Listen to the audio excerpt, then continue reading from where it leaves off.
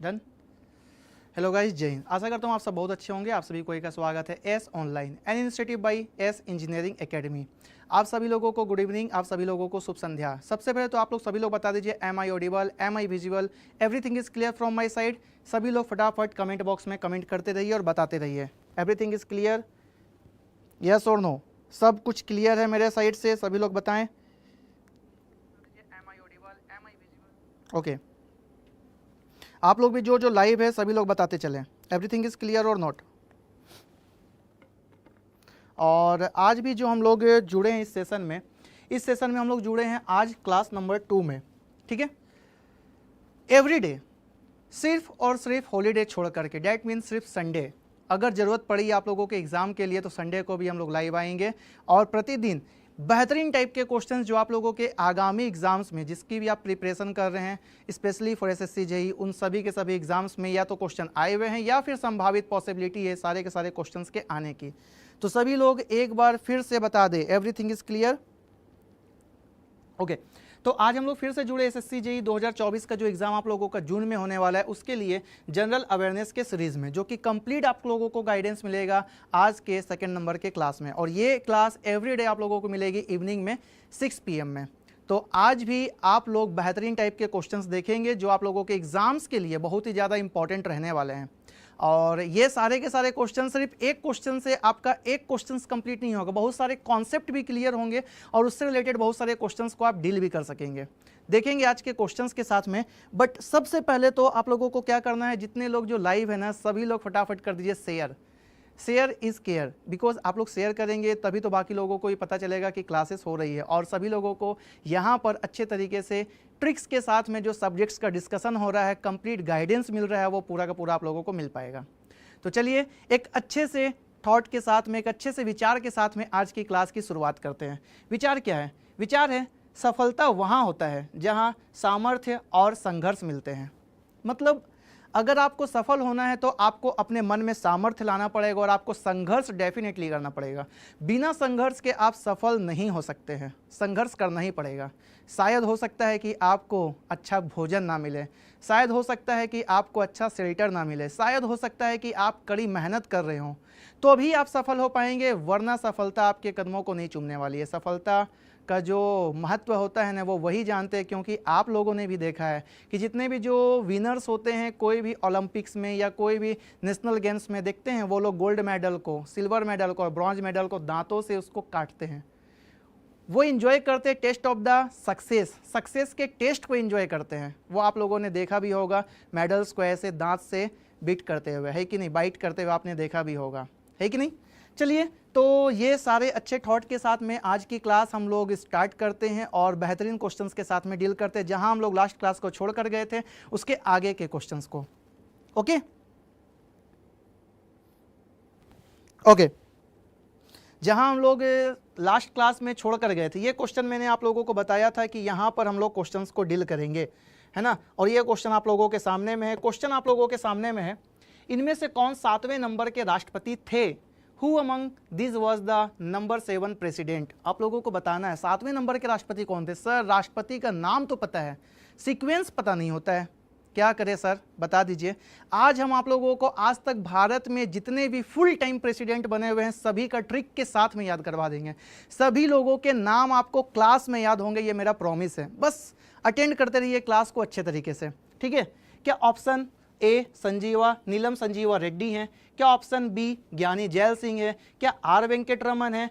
कि option D Shankar Dayal Sharma है? आप तुक्का मारेंगे, बट अब तुक्का मारने का जमाना गया। क्यों सर? चलिए थोड़ा सा आगे डिटेल्स जानते हैं। किनके बारे में? राष्ट्रपति के बारे में। किनके बारे में? प्रेसिडेंट के बारे में।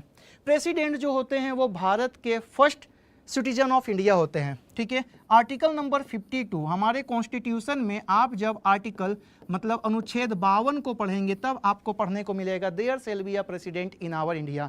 भारत में एक राष्ट्रपति होगा। और अभी राष्ट्रपति कौन है? तो आप लोगों को पता है कि अभी फर्स्ट फीमेल दलित राष्ट्रपति हमारे देश में बनी हुई है। इनसे पहले फर्स्ट फीमेल बन चुकी हैं प्रतिभा देवी सिंह पाटिल, परंतु दलित फीमेल जो बनने वाली पहली राष्ट्रपति हैं वो हैं अभी द्रौपदी मुर्मू जी। चलिए सर ये तो बातें हो गई, अब 7वें नंबर के राष्ट्रपति को हम लोग कैसे ज्ञात करेंगे, कैसे जानेंगे? चलिए एक छोटा सा और बेहतरीन सा ट्रिक को आप लोगों को याद रखना है। ट्रिक क्या है? और हाँ, ट्रिक जो है वो फनी है, फनी में आप लोगों को फन में बहुत सारी चीज़ें ऐसे ही याद हो जाएंगी। हम ना आप लोगों को राष्ट्रपति से रिलेटेड सारे ट्रिक्स भी आज बता देंगे, जितना भी है। चलिए, ट्रिक है राजेंद्र राधा जा गिरे। राजेंद्र राधा जा गिरे, तो किसी ने चिढ़ाने के लिए बोला, कोई राजेंद्र राधा दो कपल्स जा रहे थे, जाते जाते गिर गए। अब देखिए, जब गिर जाते हैं, स्पेशली लड़के के साथ में अगर लड़का गिर जाता है तो उसको चिढ़ाया जाता है। क्या चिढ़ाया जाता है? तो उसको चिढ़ाया गया। क्या चिढ़ाया गया? फिसल ना गया रे, फिसल ना गया रे, उसको चिढ़ाया गया। फिसल ना गया रे, जा रहे थे और जाते जाते क्या हुआ? गिर गए, तो उसको चिढ़ाया गया, फिसल ना गया रे। सोचा कचड़ा आज पापी राम राम। सोचा कचड़ा आज पापी राम राम दीदी। मतलब राजेंद्र और राधा, आप लोगों को सोचना है, दो कपल्स हैं, जाते जाते कहीं पर गिर गए। गिरने के बाद आप लोग, हम लोग, सभी लोग चिढ़ा रहे हैं उनको, फिसल ना गया रे। बोले उसको, सोचा, तुम लोग सोचा कि कोई कचड़ा काम किया था, तुम लोग आज ही किया था, और वो काम पापी लोग करते हैं। तो पापी लोगों के लिए, गंदे लोगों के लिए हम लोग क्या बोलते हैं? राम राम, छी छी, ऐसे बोलते हैं ना। और वो बता रहे थे हम लोग दीदी को, हम लोगों को ये बेहतरीन से ट्रिक के साथ में भारत के अभी तक 15 जो राष्ट्रपति बने हुए हैं, वो सभी के सभी राष्ट्रपति का नाम यहाँ पर मिल गया है। अभी तक भारत में फुल टाइम प्रेसिडेंट जो बने हुए हैं वो बने हुए हैं 15th, और 15th नंबर की प्रेसिडेंट जो हैं अभी हमारी द्रौपदी मुर्मू जी हैं। चलिए, सभी को हम लोग अच्छे से डिफाइन करके पढ़ते हैं। यहाँ राजेंद्र से हो जाएगा राजेंद्र प्रसाद, राजेंद्र प्रसाद, ठीक है। राधा से हो जाएगा डॉक्टर सर्वपल्ली राधाकृष्णन, सर्वपल्ली राधा कृष्णन। ये कोई भी एग्जाम में आप देखेंगे ऐसे क्वेश्चंस आप लोगों को देखने को मिलते हैं। जा से हो जाएगा जाकिर हुसैन, गिरे से हो जाएगा वी गिरी, फिसल से हो जाएगा फकरुद्दीन अली अहमद।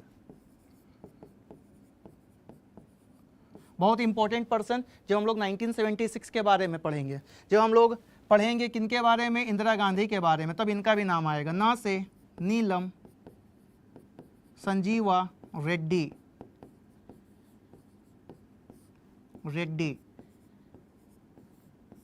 उसके बाद गया से हो जाएगा ज्ञानी जैल सिंह, ज्ञानी जैल सिंह।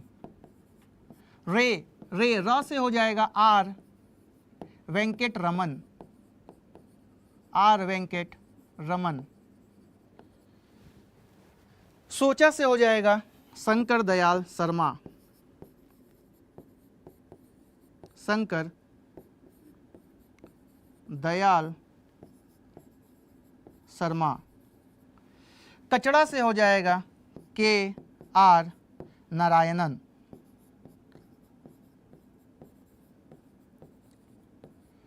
आज से हो जाएगा बहुत famous personality doctor APJ Abdul Kalam, missile man of India. पापी में पहले पा से हो जाएगा प्रतिभा देवी सिंह पाटिल, प्रतिभा देवी सिंह पाटिल। फिर दूसरे पी से हो जाएगा प्रणव मुखर्जी। राम से हो जाएगा रामनाथ कोविंद। और 15 नंबर की जो अभी हमारी प्रेसिडेंट हैं उनका नाम है द्रौपदी मुर्मू। देख लीजिए, भारत में अभी तक इतने ही प्रेसिडेंट बने हैं, इनसे ज्यादा प्रेसिडेंट फुल टाइम प्रेसिडेंट नहीं बने हैं। ये सभी के सभी भारत के फुल टाइम प्रेसिडेंट हैं। आप चाहें तो इसका स्क्रीनशॉट ले लीजिए, आप चाहें तो इसको नोट डाउन कर लीजिए, ऐसा ट्रिक कहीं नहीं मिलेगा। फिर से एक बार इसको एब्रीविएट कर देते हैं। राजेंद्र राधा जा गिरे फिसल ना गया रे, सोचा कचड़ा आज पापी राम राम दीदी। राजेंद्र से डॉक्टर राजेंद्र प्रसाद, राधा से सर्वपल्ली राधाकृष्णन, डॉक्टर सर्वपल्ली राधाकृष्णन हम लोग टीचर्स डे के रूप में मनाते हैं। जाकिर हुसैन हम लोग पढ़ेंगे जब प्रेसिडेंट टॉपिक जब पॉलिटी में पढ़ेंगे ना, तब डिटेल्स के बारे में पढ़ेंगे इनके बारे में, ठीक है। फिर उसके बाद गिरे से वी गिरी, फिसल से फखरुद्दीन अली अहमद, ना से नीलम संजीवा रेड्डी, गया से ज्ञानी जैल सिंह, आर से आर वेंकट रमन, सोचा से शंकर दयाल शर्मा, कचड़ा से KR नारायणन, आज से APJ अब्दुल कलाम, पापी में पहले पास से प्रतिभा देवी सिंह पाटिल, दूसरे पास से प्रणब मुखर्जी, राम से रामनाथ कोविंद और दीदी से द्रौपदी मुर्मू। काउंट करिए, सभी 15 के 15 हैं। साइड हट जाते हैं, काउंट कर लीजिए, सभी प्रेसिडेंट का नाम है। सर ईयर भी याद करवा दीजिए, हम लोगों को एग्जाम में ईयर भी पूछा जाता है। सर ईयर हम लोग कैसे याद करेंगे, वो भी करवा दें। चलिए वो करवाएंगे, परंतु इससे पहले हम लोग चलते हैं क्वेश्चंस की तरफ। क्वेश्चन क्या था, 7वें नंबर के राष्ट्रपति पूछा गया था, 7th नंबर के प्रेसिडेंट पूछा गया था। तो देखिए 7th नंबर के प्रेसिडेंट कौन है, ये है 1 नंबर, ये है 2 नंबर, ये है 3 नंबर, ये है 4 नंबर, ये है 5 नंबर, ये है 6, ये है 7, ये है 8, उसके बाद ये 9th नंबर के, ये 10th नंबर के, ये 11th के, ये 12th के, ये 13th के, ये 14th के और ये लास्ट नंबर के 15th। अब आपसे कोई भी पूछ ले, 7वां नंबर पूछा गया था तो 7वां नंबर है ज्ञानी जैल सिंह। चलिए पीछे चलते हैं, तो ऑप्शन नंबर बी जो है 7वां नंबर आपसे पूछा गया था, ऑप्शन नंबर बी हम लोगों का ज्ञानी जैल सिंह जो है वो करेक्ट हो जाएगा। देख लीजिए 7वां नंबर में कौन है, तो 7वें नंबर पे है ज्ञानी जैल सिंह। करेक्ट हो गया ना। आपको कुछ करना पड़ा, बस एक ट्रिक ना आप लोगों के एग्जाम में एक ऐसा जानते हैं मील का पत्थर साबित होता है, जिसके चलते आप अपने भूले हुए टर्म्स को भी याद कर सकते हैं, टाइम सेव कर सकते हैं। स्ट्राइक किया, हिट किए, चल दिए, टाइम वेस्ट नहीं करना है एक नाम को सोच करके। यह है ट्रिक का फायदा, है कि नहीं। तो ये सारे के सारे प्रेसिडेंट। आपसे 9th नंबर का पूछा जाएगा Shankar Dayal Sharma, sir 3rd number का पूछा जाएगा राजेंद्र राधा जा, तुरंत बता देंगे Zakir Hussain. Sir 11th number का पूछा जाएगा, तुरंत देखेंगे 11th number doctor APJ Abdul Kalam. पूछा जाएगा सर 9th नंबर बता दीजिए, 7th नंबर बता दीजिए, 5th नंबर बता दीजिए, कोई भी बता दीजिए, आप तुरंत बता सकते हैं। बस एक ट्रिक याद रखिए। हो गया ना करेक्ट। अब जो भी इस क्लास को अटेंड करेंगे ना, वो जानते हैं नेक्स्ट क्लास से वेट करेंगे कि सर थोड़ा जल्दी आप ना, और क्लास के टाइम को इंक्रीज करिए। देखिएगा एक दिन अगर क्लास अटेंड कर लिए ना, आपको एडिक्शन हो जाएगा क्लास का। बस अटेंड तो करिए, आप बाकी लोगों को शेयर तो करिए। देखिए यहाँ पर जो 1 डिजिट में 2 डिजिट में लोग होंगे ना, वो 2 डिजिट देखिएगा 3 डिजिट बदलने में टाइम नहीं लगेगा, ये मुझे पूरा विश्वास है, हमको पता है, क्योंकि ये सारी चीज़ आप लोगों को कहीं मिलना नहीं है। नेक्स्ट क्वेश्चन की तरफ बढ़ते हैं। नेक्स्ट क्वेश्चन है which Indian state has the least literacy rate. आप लोगों को बताना है कि किस भारतीय राज्य की साक्षरता दर सबसे कम है। साक्षरता दर सबसे कम आपको बताना है, क्या वो बिहार है, क्या वो राजस्थान है, क्या वो अरुणाचल प्रदेश है, कि क्या वो उड़ीसा है। ABCD ऑप्शन दिया हुआ है, अगर आप लोगों को आता है तो आप हिट करिए ABCD में। नहीं दीप्ति, यहाँ पर C नहीं था, वो ऑप्शन शायद B था, होप सो, जितना मुझे याद है। अगर आपको आता है तो अच्छी बात है, नहीं आता तो फिर से हम लोग एक बेहतरीन से ट्रिक से 2011 का जो सेंसस लास्ट क्लास में हम लोग डिस्कस किए थे, अगर आप उसको नोट करके होंगे ना, तो उससे भी आपका ये क्वेश्चन जो है वो सॉल्व हो जाएगा। लास्ट क्लास में भी हम लोग ऐसे ही एक इस टॉपिक से एक ट्रिक को किए हुए थे, उसमें दूसरा क्वेश्चन था बट टॉपिक एक ही था, सेंसस, जनसंख्या, जनगणना। चलिए बताइए जितने लोग जो लाइव हैं, नहीं पता है कोई दिक्कत नहीं है, आते हैं आगे। क्या करना है सर, करना कुछ नहीं है, एक और भी 2011 का आपसे पूछा गया है जनगणना। 2011 का जनगणना के बारे में अगर हम लोग बात कर लें तो 2011 का जो जनगणना है ना, जो सेंसस है, इंग्लिश में बोलते हैं सेंसस, वो स्वतंत्र भारत का 7वां नंबर का है और ओवरऑल इंडिया का 15th नंबर का है। भारत में जो जनगणना स्टार्ट हुई थी वो स्टार्ट हुई थी कब से, तो वो स्टार्ट हुई थी 1872 से। 1872 में लॉर्ड मेयो के कार्यकाल में ये जनगणना जो है वो स्टार्ट हुई थी, ठीक है। बट 1881 से भारत में डिकेडल मतलब दशकीय जनगणना लॉर्ड रिपन के कार्यकाल से चलने लगेगी और 1881 से वो 10 साल के अंतराल में हर एक इंटरवल पे 10 ईयर्स के ये जनगणना कंटिन्यू होते रहेगी। तो स्वतंत्र भारत का जो ये जनगणना 2011 का था वो 7वें नंबर का था और ओवरऑल इंडिया का ये 2011 का जनगणना जो है वो 15वां नंबर का, मतलब 2021 का जनगणना जो है वो हो जाएगा 8वें नंबर का और वो हो जाएगा 16वें नंबर का। समझ में आ गया होगा कैसे, है कि नहीं। चलिए ये तो बात हो गया जनगणना से। अब सर पिछले क्वेश्चंस का आंसर कैसे करेंगे। 2011 का जनगणना इजी वे में याद कर लीजिए। सर क्या है इजी वे, देखिए अभी इजी वे आप लोगों को पता चलेगा।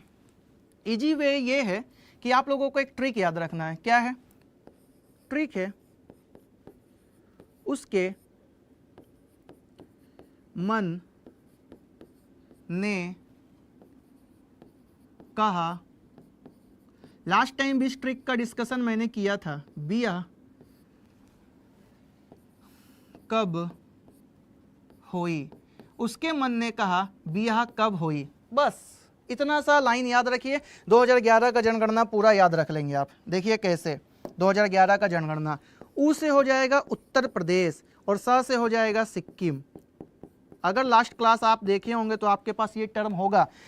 16.51% के साथ में सिक्किम सबसे हाईएस्ट पॉपुलेशन वाला स्टेट है और 0.05% के साथ में ये हम लोगों का सबसे लिस्ट पॉपुलेशन वाला स्टेट है। मतलब अकॉर्डिंग टू पॉपुलेशन, मतलब जनसंख्या के आधार पर यह भारत का सबसे बड़ा और सबसे छोटा राज्य है 2011 के सेंसस के अकॉर्डिंग। मां से हो जाएगा मेघालय और ना से हो जाएगा नागालैंड। मेघालय जो है वो 27.9% के साथ में सबसे ज़्यादा ग्रोथ रेट वाला और नागालैंड नागालैंड जो है वो -0.58% के साथ में सबसे कम ग्रोथ रेट वाला हम लोगों का राज्य है 2001 से 2011। ये ग्रोथ रेट के लिए है, मतलब जनसंख्या वृद्धि दर सबसे ज़्यादा मेघालय में है, सबसे कम जो है वो नागालैंड में है, याद रखिएगा। ने का कोई मीनिंग नहीं है। क से हो जाएगा केरला और ह से हो जाएगा हरियाणा। केरला जो है यहाँ पर सबसे ज़्यादा क्या है, तो यहाँ पर हम लोगों का सबसे ज़्यादा सेक्स रेशियो है, सेक्स रेशियो जिसको हम लोग बोलते हैं लिंगानुपात, ठीक है। केरला में कितना, तो वो है 1084 और हरियाणा में कितना है, वो है 879 ओनली, सिर्फ 879। 1000 लड़कों के ऊपर में 879 महिलाएं हैं, लड़कियां हैं। 1000 लड़कों के ऊपर में 1084 लड़कियां हैं। बिहार में बी से हो जाएगा बिहार और आ से हो जाएगा अरुणाचल प्रदेश, ठीक है। आ से हो जाएगा अरुणाचल प्रदेश। अब ये क्या चीज़ के लिए है सर जी, तो ये हो जाएगा पॉपुलेशन डेंसिटी के लिए, ठीक है। सबसे ज़्यादा डेंसिटी मतलब घनत्व जो है वो है बिहार में 1106 और सबसे कम डेंसिटी जो है वो है अरुणाचल प्रदेश में 17 पर्सन पर स्क्वायर किलोमीटर है, मात्र 17 ओनली। फिर क से हो जाएगा केरल, ठीक है, और ब से हो जाएगा बिहार। ये क्या चीज़ के लिए है, तो ये हो जाएगा लिटरेसी रेट के लिए, मतलब साक्षरता दर के लिए। लिटरेसी रेट साक्षरता दर के लिए। साक्षरता दर की अगर बात करें तो सबसे ज़्यादा साक्षर लोग आपको मिलेंगे 94% केरल में और सबसे कम मिलेंगे आप लोगों को बिहार में 61.8% लोग। होई का कोई मीनिंग नहीं है। 2011 का जनगणना देखिए कितने इजी वे में आप लोगों को याद हो गया। देखिए कितना इजी वे में आप लोगों को 2011 का जनगणना याद हो गया। कैसे, आप लोगों को पूछा गया यहाँ पर कि सबसे लिस्ट लिटरेसी रेट वाला स्टेट कौन सा है, तो सबसे लिस्ट लिटरेसी रेट वाला जो स्टेट है वो है बिहार। मिल गया ना। कब, केरल में सबसे ज़्यादा, बिहार में सबसे कम। कुछ भी पूछ लेगा, आप लोगों से पूछेगा सबसे ज़्यादा सेक्स रेशियो वाला स्टेट कौन सा है, तो आप बता देंगे केरल है। सबसे कम कौन सा है, हरियाणा है में। सबसे ज़्यादा पॉपुलेशन ग्रोथ रेट कहाँ पर है, तो मेघालय में। सबसे कम कहाँ पर है, नागालैंड में है। आपसे पूछा जाएगा सबसे ज़्यादा पॉपुलेशन वाला स्टेट कौन सा है, तो आप बता देंगे उत्तर प्रदेश। सबसे कम वाला कौन है, तो आप बता देंगे सिक्किम। सेम आप लोगों से अगर पूछा जाएगा सबसे ज़्यादा डेंसिटी, तो आप बता देंगे बिहार। सबसे कम डेंसिटी तो बता देंगे अरुणाचल प्रदेश, ठीक है। और ऐसे करके आप पूरे के पूरे 2011 के जनगणना को चुटकियों में याद कर लेंगे। अब इसका आंसर क्या हो जाएगा, तो इसका आंसर हो जाएगा option number A. Option number A is the right answer. A के साथ में हम लोग जाएंगे, A is the right answer. हो गया सर, राजस्थान का कोई नाम ही नहीं था, अरुणाचल प्रदेश डेंसिटी में सबसे कम है, उड़ीसा का कोई नाम ही नहीं है। हो गया, ऐसे ही आप फाइंड आउट कर सकते हैं। नेक्स्ट क्वेश्चन की तरफ में बढ़ते हैं, और हम तो बोलेंगे ना ये सब स्क्रीनशॉट लेते चलिए, ये सब आप लोगों का काम आएगा एग्जाम्स के टाइम में, आप लोगों को ये जानते हिंट करेगा और काम आएगा। चलिए नेक्स्ट क्वेश्चन आप लोगों के सामने, SAARC SAARC, SAARC was formed in, अब मत सोचिएगा हेलो सार्क, वो वाला हेलो सार्क का बात नहीं कर रहे हैं, ये सार्क है south Asian Association for regional cooperation. सबसे पहले इसका नाम याद रखिए, वो हेलो सार्क वाला सार्क नहीं है, ठीक है, कि मैं आप लोगों के सामने में ये नया एक लेकर आया हूँ बिजनेस, ऐसा वाला बिजनेस वाला नहीं है। ये सार्क आप लोगों को एग्जाम में एक नंबर दिलाएगा, और वो सार्क आपके पास बिजनेस माइंड है तो आप वहाँ पर जा करके उसको परफॉर्म कर सकते हैं। तो आपको बताना है कि सार्क का गठन जो है वो कब हुआ था और कहाँ हुआ था, सब कुछ बता दीजिए। अगर जानते हैं तो, नहीं जानते हैं तो कोई बात नहीं, और जानते हैं तो बता दीजिए। देखें किसको किसको पता है, क्या क्या पता है। अगर किसी का जवाब आए तो कोई बात नहीं है, नहीं पढ़े तो। हाँ बताइए, सभी लोग बताइए जितने लोग हैं। सार्क, सार्क का full form South Asian Association, South Asian Association for Regional Corporation, Corporation sorry Corporation, SAARC corporation.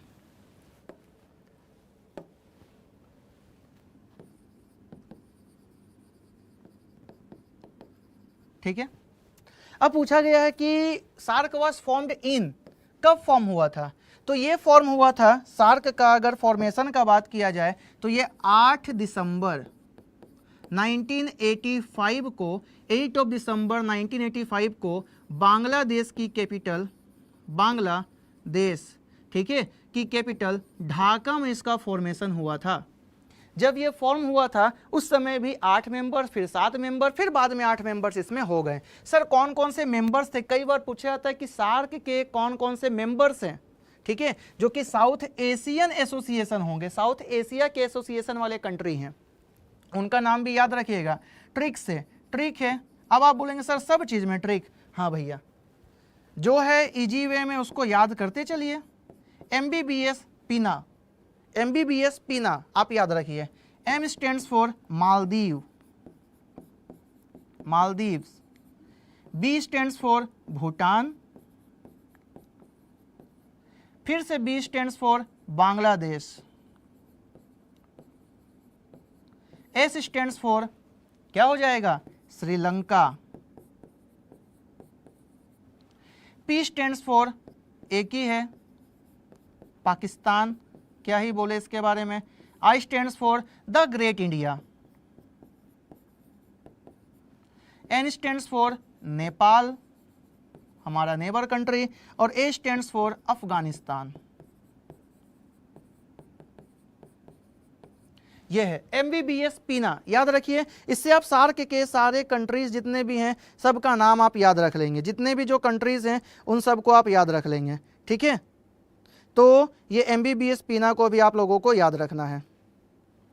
चलिए, तो यहाँ पर आप लोगों का आंसर क्या है, आप लोगों को बताना था कि सार्क कब फॉर्म हुआ है, तो ये फॉर्म हो गया 8 दिसंबर 1985 को, 8 दिसंबर 1985 को। तो option C is the right answer, C के साथ में हम लोग जाएंगे, सी हम लोगों का करेक्ट आंसर हो जाएगा।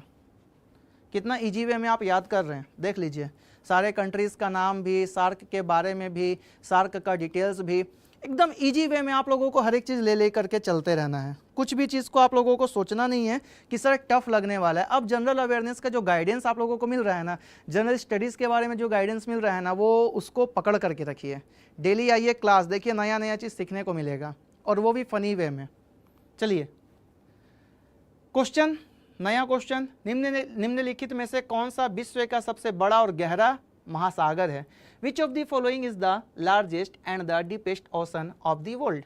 आप लोगों को बताना है क्या आर्कटिक सागर है, क्या अटलांटिक सागर है, पैसिफिक ओशन है कि इंडियन ओशन है। ये तो सब बता देंगे, सभी लोगों का आंसर करेक्ट आ जाएगा। होप सो जितने लोग हैं सभी लोग सही बताएंगे। बताइए देखें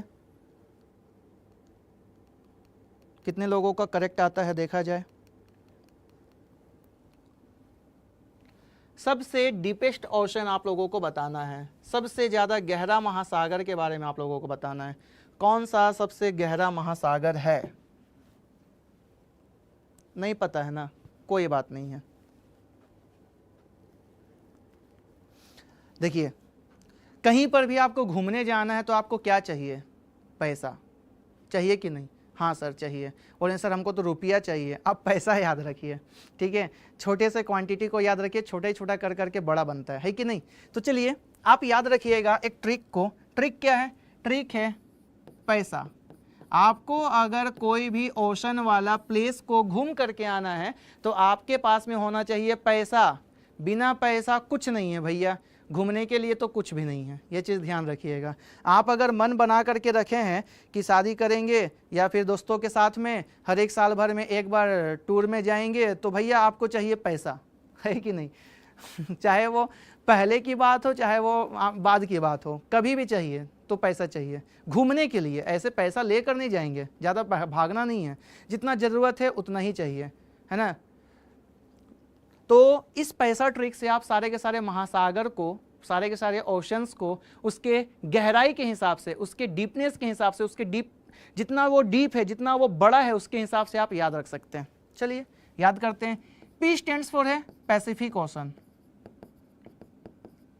A स्टैंड्स फॉर है अटलांटिक, I स्टैंड्स फॉर है इंडियन,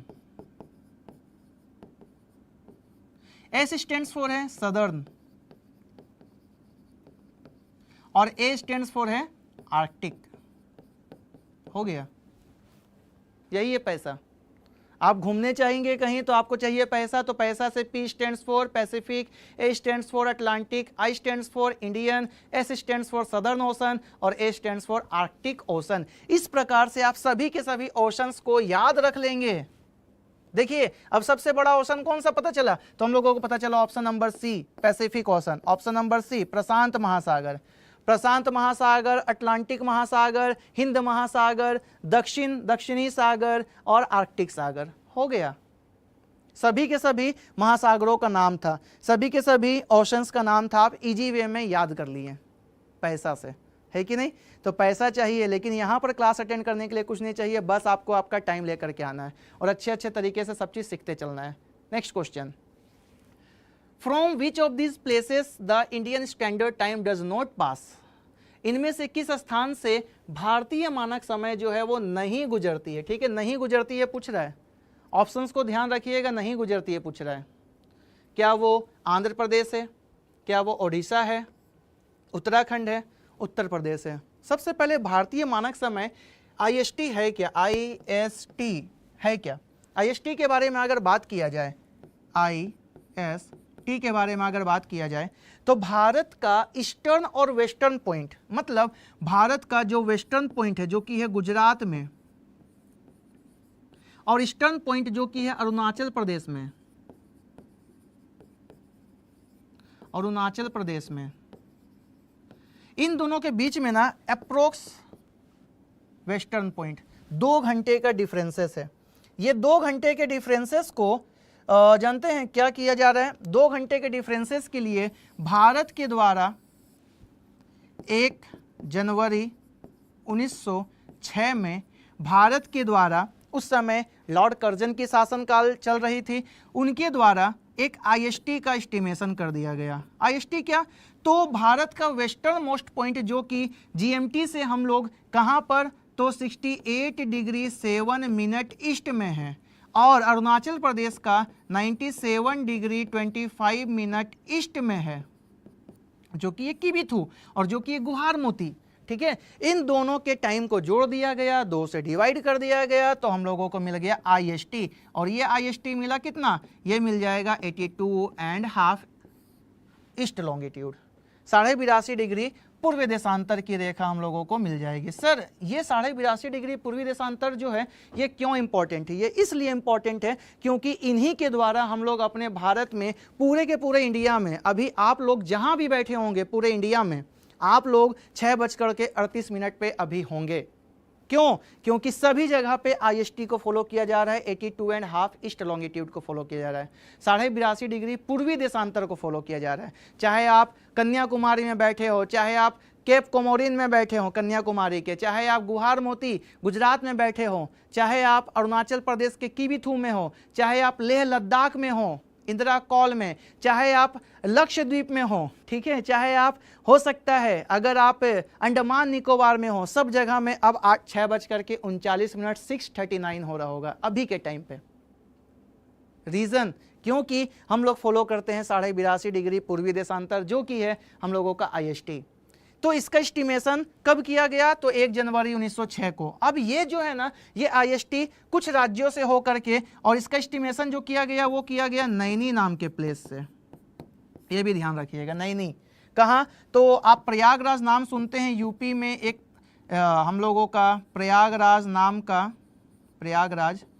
नाम का एक डिस्ट्रिक्ट है, एक वहाँ का जिला है, उसी में नैनी नाम का एक सिटी है, वहाँ पर से ये जो लाइन है ना वो क्रॉस करती है, उसका एस्टिमेशन किया गया है।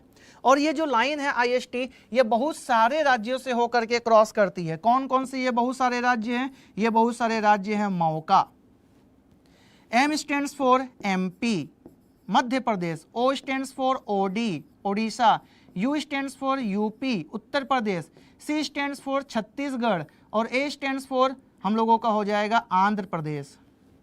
ये 5 राज्यों से होकर के हम लोगों का क्रॉस होता है क्या? तो ये 82.5 डिग्री पूर्वी देशांतर, जिसको हम लोग क्या कहते हैं, किस नाम से पुकारते हैं? जिसको हम लोग पुकारते हैं भारतीय मानक समय, इंडियन स्टैंडर्ड टाइम।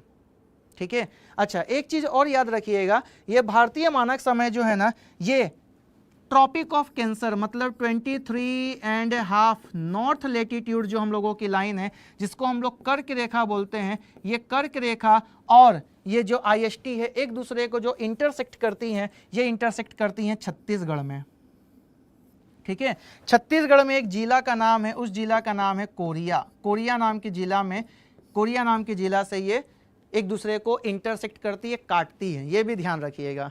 IST भी और 23.5 नॉर्थ लेटीट्यूड वाली जो इमेजिनरी लाइन है, दोनों की दोनों।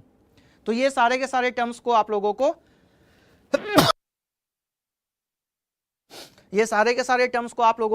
याद रखने हैं। ठीक है, ये सारे के सारे टर्म्स आप लोगों को काम आएंगे एग्जाम्स के टाइम में। ठीक, तो चलिए इसका भी स्क्रीनशॉट ले लीजिए, कहाँ कहाँ से होकर के IST जो है वो क्रॉस करती है और कहाँ से नहीं करती है। तो आप देखेंगे क्या आंध्र प्रदेश है? हाँ सर आंध्र प्रदेश है। ओडिशा है? हाँ सर ओडिशा भी है। उत्तराखंड नहीं है सर, ऑप्शन नंबर सी। आपसे पूछा था नहीं, तो यही हो जाएगा नहीं, ऑप्शन नंबर सी। उत्तर प्रदेश से भी क्रॉस होता है। बस आ गया आंसर। इसी हिसाब से आप जानते हैं सारे क्वेश्चंस को इजी वे में डील कर पाएंगे। चलिए आगे क्वेश्चंस की तरफ बढ़ते हैं। आगे का क्वेश्चन है साइंस का। साइंस का क्वेश्चन है tocopherol is the chemical name of which vitamin. आपको बताना है कि टोकोफेरोल किस विटामिन का रासायनिक नाम है। सर विटामिन होता क्या है? कुछ नहीं होता है। अब ऐसा नहीं है कि कुछ नहीं होता है, कुछ होता है। विटामिन जो है सुनिएगा, वो ना एक केमिकल कंपाउंड होता है।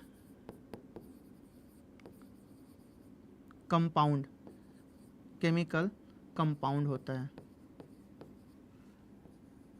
जिसको आप बोल सकते हैं रासायनिक जो कंपाउंड होता है हम लोगों का, यौगिक होता है, वो रासायनिक यौगिक होता है जिससे बॉडी को, शरीर को किसी भी प्रकार की कोई एनर्जी हम लोगों को नहीं मिलती है। अगर आप विटामिन का सेवन कर रहे हैं, कोई विटामिन की गोलियां खा रहे हैं, कोई विटामिन वाले अगर आप खाना खा रहे हैं, तो आपको कोई एनर्जी नहीं मिलेगा, कोई ऊर्जा नहीं मिलेगा शरीर को। ठीक है, कोई भी ऊर्जा आप लोगों को नहीं मिलेगा। Laxman okay, good evening. Mudita, सभी लोगों को गुड इवनिंग। तो कोई भी आपको सब बताएंगे दीप्ति। ठीक है, टाइम जो है वो 6 बजे का है, शाम का 6 बजे का आप लोगों को ये क्लास मिलेगा डेली। बस जो वीकेंड रहता है उसको छोड़ करके, संडे को छोड़ करके, अगर ज़रूरत पड़े तो संडे को भी ले आएंगे, डेली ले आएंगे, कोई दिक्कत नहीं है। कोई भी किसी प्रकार की ऊर्जा बॉडी को नहीं मिलती है, परंतु बॉडी के केमिकल रिएक्शंस के लिए वो बहुत ज़्यादा ज़रूरी होता है। क्या ज़रूरी होता है? तो वो ज़रूरी होता है विटामिन। विटामिन जो है वो 2 प्रकार के होते हैं, 2 प्रकार के, जी हाँ 2 प्रकार के जो विटामिन होते हैं, एक होता है पानी में घुलनशील और एक होता है वसा में घुलनशील, फैट में, और पानी वाटर में, वाटर सोल्यूबल और फैट सोल्यूबल। वाटर सोल्यूबल का अगर हम लोग बात करते हैं और फैट सोल्यूबल का बात करते हैं, तो फैट के लिए याद रखिए क्या है, याद रखना आप लोगों को एक ट्रिक, कीड़ा, KEDA, कीड़ा। कीड़ा जो है वो फैट में घुल जाता है, मिल जाता है। विटामिन के, vitamin E, vitamin D, vitamin A जो है ना वो फैट में घुल जाएगा, परंतु पानी में सोल्यूबल जो विटामिन है वो है विटामिन बी और सी। बी और सी विटामिन जो है वो पानी में घुलनशील है, वो फैट में घुलनशील नहीं है। ठीक है, पहले तो ये टर्म हो गया। अब पूछ रहा है कि विटामिन का रासायनिक नाम कैसे याद करेंगे। विटामिन का रासायनिक नाम याद करने के लिए ना आप लोगों को एक ट्रिक याद रखना है। ट्रिक है रथ एक टॉफी। रथ एक टॉफी, रथ है कोई, उसमें एक टॉफी रखा हुआ है। र से हो जाएगा रेटिनॉल, मतलब विटामिन ए का जो रासायनिक नाम है वो है रेटिनॉल। थ से हो जाएगा थाइमीन, मतलब विटामिन बी का जो रासायनिक नाम है वो हो जाएगा थाइमीन। विटामिन सी का जो रासायनिक नाम है वो है एस्कॉर्बिक एसिड, एस्कॉर्बिक एसिड, ये हो जाएगा विटामिन सी का रासायनिक नाम। क से हो जाएगा कैल्सीफेरॉल, कैल्सीफेरॉल, और ये हो जाएगा कैल्सीफेरॉल विटामिन डी के लिए रासायनिक नाम। टो से हो जाएगा टोकोफेरॉल, जो कि ऑप्शन में क्वेश्चन में दिया हुआ भी है, टोकोफेरॉल, और ये विटामिन ई का रासायनिक नाम हो जाएगा। फी से हो जाएगा फ्लिक्विनॉन, फ्लिक्विनॉल, जो कि हो जाएगा विटामिन के का रासायनिक नाम। तो देखिए आपको सारे विटामिन का रासायनिक नाम मिल गया। कैसे कैसे मिला? तो विटामिन ए का रासायनिक नाम रेटिनॉल, विटामिन बी का रासायनिक नाम थाइमीन, विटामिन सी का रासायनिक नाम एस्कॉर्बिक एसिड, विटामिन डी का रासायनिक नाम कैल्सीफेरॉल, विटामिन ई का रासायनिक नाम टोकोफेरॉल, विटामिन के का रासायनिक नाम फ्लिक्विनॉन। हो गया, बस यही है। तो आपसे क्या पूछ रहा है? आपसे पूछ रहा है टोकोफेरॉल, आपसे टोकोफेरॉल पूछ रहा है, तो टोकोफेरॉल किसका नाम है sir ji? Tocopherol vitamin E का रासायनिक नाम है। That mean option number C is the right answer. हो गया, सी, विटामिन ई का रासायनिक नाम है टोकोफेरॉल, थाइमीन। धन्यवाद, धन्यवाद लक्ष्मण भाई। और डेली आना है ब्रदर, आपको डेली आना है। Tricks are too good, yes भाई, ये डेली मिलेगा और आपको ना इतने इजी वे में मिलेगा कि आप ऑलवेज याद रखेंगे, ऑलवेज, ये मेरा प्रॉमिस है। जो मेरे पुराने स्टूडेंट्स लोग हैं उन लोगों को पता है, और आप भी अब हो ही गए हैं स्टूडेंट, तो आपको भी देखिएगा ऐसे ऐसे ट्रिक्स मिलेंगे ना जिससे आपका दिल गार्डन गार्डन होगा, साथ ही साथ एग्जाम भी निकलेगा। खाली दिल गार्डन गार्डन करने से नहीं है, एग्जाम भी निकलेगा भाई। ये सारे क्वेश्चंस आप देखेंगे एग्जाम्स में आए हुए भी हैं।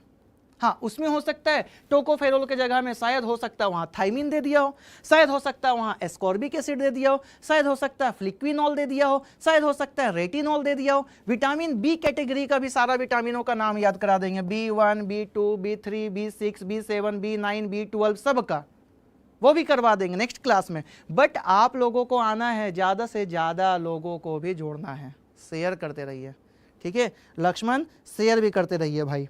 आप लोग सभी लोग, जितने भी लोग हैं सभी लोग शेयर करते चलें, ठीक।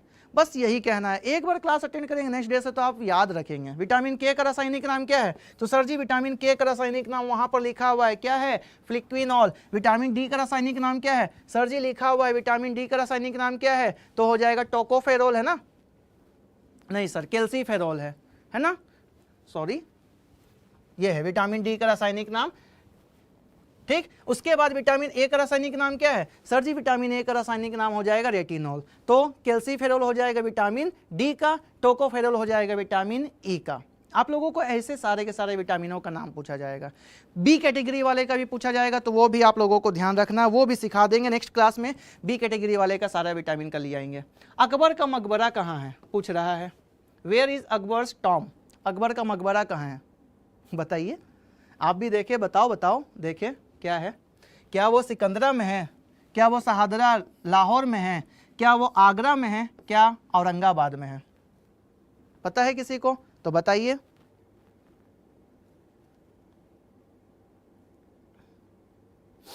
चलिए बताइए।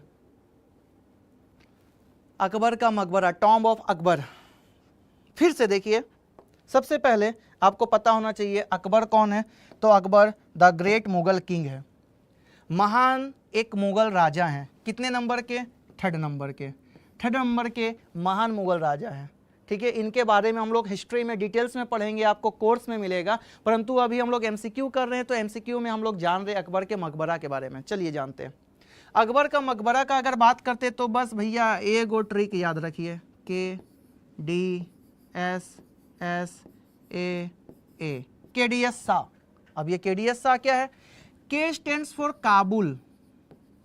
सभी मुगल राजा का नाम याद कर लीजिए जहां जहां जिसका इसका मकबरा है। D stands for Delhi, S stands for Sikandra, S stands for Shahdara, A stands for Agra और A स्टैंड्स फॉर औरंगाबाद। हो गया। किसका किसका है? चलिए अब याद कराते हैं। पहला जो है ये हो जाएगा बाबर। ठीक है, बाबर का मकबरा जो है वो है काबुल में। पहले बाबर को दफनाया गया था आगरा के आराम बाग में, परंतु बाबर का अपना मन था, वो अपनी बीवी से बोल करके गया था। बोलते हैं ना भाई, जैसे आप भी अपने जो साथ में उसको बताते होंगे ना अपनी मन की इच्छा, ख्वाहिश की मेरी ये ख्वाहिश है, तो ये भी बाबर भी अपनी बीवी को बता दिया था कि देख मेरा धन वहाँ पर है, जो भी बोलता होगा, बाबू सोना एक्सेट्रा। ठीक है, और ना हम मरेंगे ना तो हमको दफनाना काबुल में, काहे कि हम वहीं पर पैदा हुए हैं, हमको वहीं पर दफना देना। ठीक है, तो उसकी बीबी शुरू में आगरा के आराम बाग में बेटवा दफना देता है, मतलब हुमायूं, परंतु बाद में उसको निकाल करके जानते हैं काबुल में दफनाया जाता है, तो काबुल याद रखना है। उसके बाद है ये हो जाएगा दिल्ली, हुमायूं। आप लोग गए भी होंगे दिल्ली तो हुमायूं का टॉम्ब घूमे होंगे। फिर ये हो जाएगा सिकंदरा, आगरा में, और ये हो जाएगा अकबर का। ठीक है, उसके बाद शहादरा लाहौर में है और ये हो जाएगा जहांगीर का। ठीक है, उसके बाद आगरा शाहजहां का। अब शाहजहां के बारे में तो सब जानते हैं, मुमताज महल जहां पर, वहां पर शाहजहां। औरंगाबाद, औरंगाबाद औरंगजेब का, औरंगजेब का। हो गया, सबको याद कर लिए। अब आपसे पूछा जाएगा हुमायूं का कहाँ है, तो भी आप बता देंगे दिल्ली में। आपसे पूछा जा रहा है अकबर का, तो भी आप बता देंगे कहाँ पर है, तो आप बता देंगे सिकंदरा में है, आगरा के सिकंदरा, आगरा में एक सिकंदरा नाम का प्लेस है वहाँ पर है। आपसे पूछा जाएगा सर शहादरा में किसका है, तो जहांगीर लाहौर शहादरा में है। ठीक है, ये पाकिस्तान वाला लाहौर है, और 2 पर्सन का जानते हैं आउट ऑफ इंडिया में टॉम्ब है, उसका मकबरा है। उसके बाद आगरा में किसका है, तो सब जानते हैं शाहजहां के बारे में। उसके बाद औरंगाबाद में किसका है, तो औरंगाबाद में औरंगजेब का। औरंगा ऐसे याद रख सकते हैं। हो गया, देखिए फैंटास्टिक ट्रिक। हाँ या ना? पूर्वी, पूर्वी बोल रही हैं सी। ओके, देखते हैं सी है कि क्या है। नहीं, ऑप्शन सी नहीं होगा मैम। ऑप्शन सी जो है ये हो जाएगा आगरा में शाहजहां का। नो डाउट आगरा में ही सिकंदरा है, परंतु आपके ऑप्शन में सिकंदरा दिया है, आगरा नहीं दिया है, तो आप सिकंदरा के साथ जाएंगे, आगरा के साथ नहीं। ठीक है, तो option number A is the right answer. अब पूर्वी मैम आपका कभी गलत नहीं होगा, होप सो अब आप कभी गलत नहीं करेंगे, जितने भी मुगल किंग के जितने भी टॉम्ब है सबके। ठीक है, अब मुगल किंग के सभी राजाओं के नाम भी हम आप लोगों को याद करवा देंगे, कभी लेकर आएंगे क्लास में क्वेश्चन। वो एग्जाम में आया नहीं है लेकिन लेकर के आ जाएंगे। ये आया हुआ है, ये क्लास में आया हुआ, मतलब आप लोगों के एग्जाम में आया हुआ क्वेश्चन, इसलिए क्लास में करवा रहे हैं। ठीक है, तो ये हम लोगों के पास में सभी मुगल किंग के टॉम्ब के नाम है। बताओ पूर्वी, आप भी मैम याद हो गया ना, और लक्ष्मण आप लोग भी। जो नए हैं बच्चे उन लोग से स्पेशली पूछ रहे हैं, बिकॉज बाकी पुराने बच्चे तो अच्छे से अवेयर है ही। नेक्स्ट, मोह असंबद्धता किसके बीच में है? मोह असंबद्धता आप लोगों से पूछा जा रहा है, मोह डिसकंटिन्यूटी के बारे में। इसके लिए तो हम डिटेल्स लेकर के चलते हैं, पूरा डिटेल्स बता देते हैं। व्हाट इज द मोह डिसकंटिन्यूटी बिटवीन? ठीक है, क्या वो क्रस्ट और कोर के बीच में है, क्या वो मेंटल और क्रस्ट के बीच में है, क्या वो मेंटल और कोर के बीच में है, और इनमें से कोई नहीं। ABCD जो भी ऑप्शन आप लोगों को करेक्ट लग रहा है हिट करेंगे। चलिए जल्दी से बताइए कौन सा आपका आंसर जो है वो करेक्ट हो रहा है मोह असंबद्धता के लिए।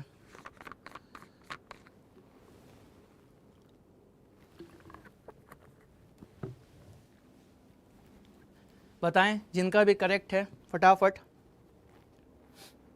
देखिए किनका किनका करेक्ट आ रहा है, और इसको डिटेल्स लेकर के चलेंगे।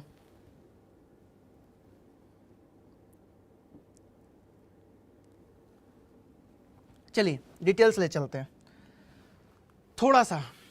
जब हम लोग पढ़ते हैं ना अर्थ के बारे में, पृथ्वी के बारे में, तब ये असंबद्धता, तब ये डिसकंटिन्यूटी पढ़ने को मिलता है। जब हम लोग अर्थ के इंटीरियर के बारे में, पृथ्वी के आंतरिक संरचना के बारे में पढ़ते हैं तब। सर आंतरिक संरचना बहुत बड़ा, बहुत वास्ट टॉपिक है, मेंस में आंसर राइटिंग का टॉपिक है। आप अगर कोई सिविल सर्विसेज का तैयारी कर रहे, स्टेट पीएससी का तैयारी कर रहे, तो आप लोगों को मेंस में ये टॉपिक पढ़ना पड़ता है। चलिए ओवरव्यू थोड़ा सा देते हैं। अर्थ के अगर हम लोगों से पूछा जाता है इंटीरियर के बारे में, तो अर्थ को इंटीरियर के रूप में 3 भागों में बांटा गया है। पहला जो आउटर मोस्ट लेयर होता है उसको हम लोग बोलते हैं क्रस्ट, इसका एक और नाम है सियाल, ठीक है। जो मिडिल लेयर होता है उसको हम लोग बोलते हैं क्रस्ट मेंटल, और इसको बोलते हैं हम लोग सियाल सीमा। जो इनर मोस्ट पार्ट होता है उसको हम लोग बोलते हैं कोर, इसको हम लोग बोलते हैं नीफे। सर ये क्या है?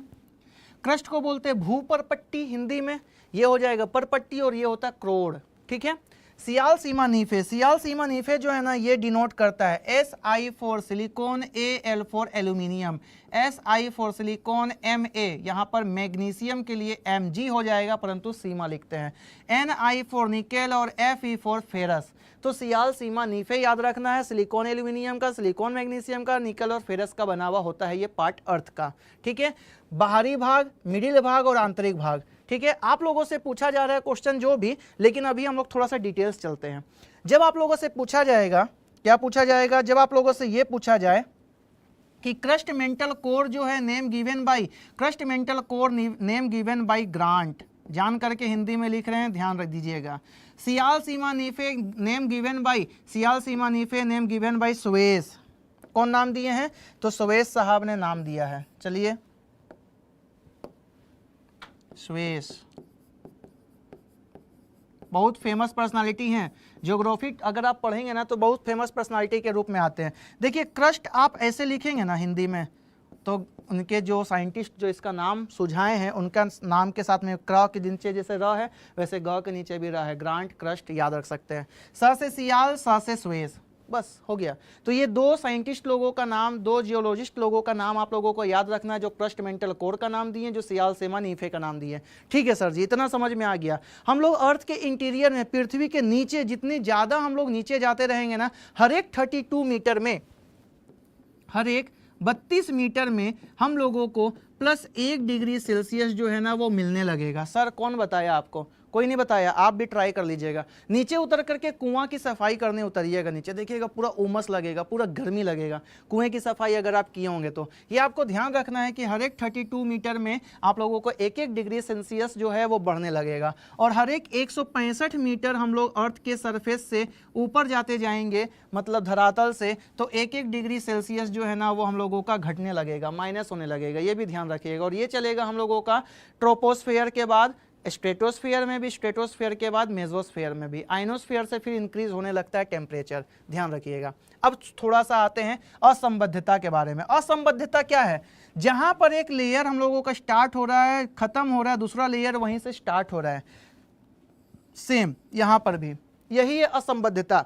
मतलब जहां पर एक लेयर एंड होगा वहीं पर से दूसरा लेयर जो स्टार्ट हो रहा है ना, उसी को हम लोग बोलते हैं डिसकंटिन्यूटी, उसी को हम लोग बोलते हैं असंबद्धता। ठीक है, तो अर्थ के सरफेस के नीचे जैसे जैसे हम लोग जा रहे हैं तो हम लोगों को क्रस्ट मेंटल कोर मिल रहा है, क्रस्ट से नीचे मेंटल, मेंटल के नीचे कोर मिल रहा है, उसी को हम लोग असंबद्धता के रूप में, डिसकंटिन्यूटी के रूप में हम लोग जानते हैं। सर असंबद्धता को याद कैसे रखें? असंबद्धता को याद करने के लिए, डिसकंटिन्यूटी को याद करने के लिए एक ट्रिक याद रखिएगा। ट्रिक है CM are गुड लीडर्स। बस ये है असंबद्धता को याद करने का एक ट्रिक है CM are good leaders. C stands for हो जाएगा conrod discontinuity, conrod.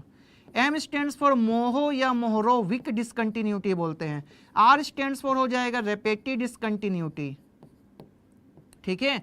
G stands for हो जाएगा गुटेनबर्ग डिसकंटिन्यूटी, गुटेनबर्ग। उसके बाद L स्टैंड्स फॉर हो जाएगा लेहमैन डिसकंटिन्यूटी। सर ये सब है क्या? सभी डिसकंटिन्यूटी को बताते हैं, कॉनरोड, मोहो, उसके बाद रेपेटी, उसके बाद गुटेनबर्ग, उसके बाद लेहमैन। आप लोगों से पूछा जा रहा है कि कौन किसके बीच में है, मोहो असंबद्धता किसके बीच में है, अब उसी की तरफ चल रहे हैं। जब हम लोग बात करते हैं कॉनरोड का, तो outer crust plus inner crust के बीच में हम लोगों को जो मिलता है वो मिलता है कॉनरोड डिसकंटिन्यूटी। आउटर क्रस्ट मतलब क्रस्ट का भी बाहरी भाग, और इनर क्रस्ट मतलब क्रस्ट का इनर वाला भाग में जो हम लोगों को डिसकंटिन्यूटी मिलेगा वो हो जाएगा हम लोगों का कॉनरोड डिसकंटिन्यूटी। ठीक है सर जी। उसके बाद जहां पर ये एंड हुआ वहां से ये स्टार्ट होगा, मतलब inner crust plus outer mental के बीच में जो हम लोगों को डिसकंटिन्यूटी मिलेगा वो हो जाएगा मोहो डिसकंटिन्यूटी। मतलब जहां पर हम लोगों का ये एंड हुआ वहां से तो दूसरा स्टार्ट भी होगा, तो मोहो डिसकंटिन्यूटी जो है वो हो जाएगा हम लोगों का किसके किसके बीच में, इनर क्रस्ट और आउटर मेंटल के बीच में। अब जहां से ये एंड हुआ वहीं से ये स्टार्ट भी होगा, रेपेटी, मतलब रेपेटी का जो हो जाएगा वो हो जाएगा outer mental plus inner mental. ठीक है, ये रेपेटी का हो गया। उसके बाद गुटेनबर्ग का हो जाएगा क्या, तो inner mental plus outer core.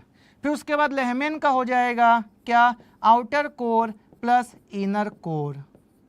हो गया सारा, देख लीजिए। अब आपसे मोहो पूछा जा रहा है तो मोहो का कौन सा हो जाएगा, इनर क्रस्ट और आउटर मेंटल। इनर क्रस्ट और आउटर मेंटल, क्रस्ट और कोर के बीच में है, मेंटल और क्रस्ट के बीच में है, मेंटल और कोर के बीच में है, इनमें से कोई नहीं तो मेंटल और क्रस्ट के बीच में है। इसमें एकदम सिंपल सा दिया हुआ था। मेंटल और क्रस्ट के बीच में कैसे आया, क्योंकि मेंटल और क्रस्ट के बीच में जो हम लोगों को डिसकंटिन्यूटी मिलेगा वो मिलेगा मोहो डिसकंटिन्यूटी। तो आप इस ट्रिक से याद रख सकते हैं CMR गुड लीडर्स, जो कि आउटर क्रस्ट और इनर क्रस्ट का, इनर क्रस्ट और आउटर मेंटल का, आउटर मेंटल इनर मेंटल का, इनर मेंटल आउटर क्रस्ट का, आउटर क्रस्ट और इनर कोर का, आउटर कोर और इनर कोर का। हो गया। इस प्रकार से सारा के सारा आप जितने भी डिसकंटिन्यूटी हैं उसको याद रख लेंगे। इसका आंसर जो है वो हो जाएगा ऑप्शन नंबर बी, क्रस्ट और कोर के बीच में कुछ नहीं है। क्यों? क्योंकि बीच में और भी बहुत सारे डिसकंटिन्यूटी हैं। मेंटल और कोर के बीच में दो आ जाएगा। मेंटल और कोर के बीच में दो कौन कौन सा आएगा, मेंटल और कोर के बीच में, मेंटल और कोर के बीच में ये वाला है, मेंटल और कोर के बीच में हम लोगों को हो जाएगा गुटेनबर्ग, और कोर वाला में आ जाएगा हम लोगों का आउटर और इनर कोर में आ जाएगा लेहमैन। तो गुटेनबर्ग के लिए ये वाला ऑप्शन हो जाएगा। देखिए कितना इजी वे में आप सारे के सारे टेक्निक से आप लोग याद रख सकते हैं। Where can we avail your complete course, sir? You can avail my complete course in Hindi, bilingual, in bilingual Hindi and English from S Engineering Academy. Details send कर दीजिए। ओके लक्ष्मण, तो ये हम लोगों का ऑप्शन था, ऑप्शन नंबर बी के साथ में हम लोग जाएंगे। और भी समय सीमा जो है ऐसे समाप्त हो चुकी है। क्वेश्चन जो है बहुत सारे और भी बाकी हैं। ये वाले क्वेश्चन से हम लोग कल आगे स्टार्ट करेंगे। ये वाला क्वेश्चन है गवर्नर इज अपॉइंटेड बाय, कल हम लोग देखेंगे इसका डिटेल्स। ठीक है, तो आज के लिए इतना ही, मिलते हैं हम लोग कल। परंतु आप लोगों के लिए एक क्वेश्चन है, इसका आंसर आप लोग कमेंट बॉक्स में लिखेंगे। ये आप लोगों के लिए आज का क्वेश्चन है, इसका आंसर आप लोगों को कमेंट बॉक्स में टाइप करना है और डिटेल्स में इसका आंसर अगर जानते हैं तो उसको लिखना है। जिनका इनका आंसर एकदम करेक्ट रहेगा उनको कमेंट में मेरे थ्रू आप लोगों को दिया जाएगा हार्ट। ठीक है, एक लाइक दिया जाएगा, एक हार्ट वहाँ पर आप लोगों को दिया जाएगा जिनका इनका करेक्ट आंसर रहेगा।